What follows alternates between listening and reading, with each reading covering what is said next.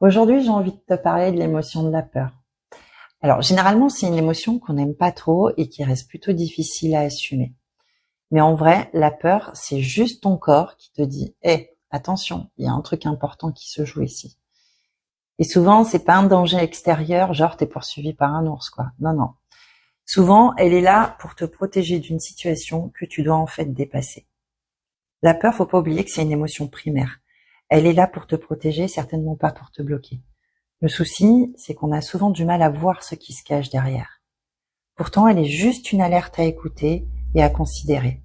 Elle te dit « t'es sur le point de faire quelque chose de nouveau, de différent, ou quelque chose qui va te rendre vulnérable le temps d'un instant. » Comme par exemple quand tu dois parler en public, prendre une décision, ou simplement quand tu dois dire non à quelqu'un. Là, tu peux avoir comme par exemple le cœur qui s'emballe, le ventre qui se serre, tu transpires et hop, en fait, c'est la peur qui débarque. En kinésiologie ou en accompagnement, je vois souvent que derrière la peur, il y a un besoin. Ça peut être le besoin de sécurité, le besoin de confiance ou encore le besoin d'être reconnu dans ce qu'on fait, mais pas que. Donc la question au final, c'est pas comment je vais supprimer ma peur, mais de quoi essaie-t-elle de me protéger? Et là, tu commences à transformer ta peur en allié. La peur, c'est un peu comme une lampe torche. Elle va éclairer là où il y a quelque chose à guérir. Elle n'est pas là pour t'empêcher d'avancer, au contraire.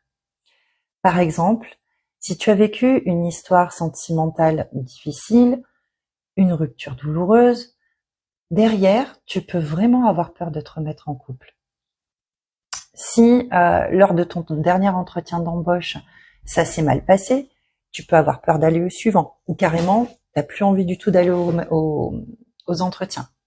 Quand ta peur se manifeste à ce moment-là, c'est un peu comme si elle te disait « attends, tu te souviens de ce que tu as vécu la dernière fois? Tu vas pas recommencer quand même. » À ce moment-là, en fait, elle cherche à te protéger. Donc là où elle agit comme une lampe torche, cette peur, c'est qu'elle éclaire précisément là où ça fait mal, pour que justement tu t'en occupes, pour que justement tu ailles soigner cette part de toi qui est encore blessée.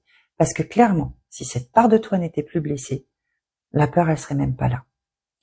Alors la prochaine fois qu'elle se manifeste, dis-lui simplement « Merci de me prévenir. Je vois que là, il se joue un truc important pour moi et que c'est encore très, voire trop douloureux. » Et puis avance. Doucement peut-être, mais avance quand même. Et toi, c'est quoi ta plus grande peur en ce moment? Celle qui t'empêche peut-être d'avancer. Partage-la en commentaire si ça te tente ou garde-la pour toi. Mais écoute-la différemment cette fois. Et surtout, pense qu'il y a des personnes qui peuvent t'aider. À bientôt!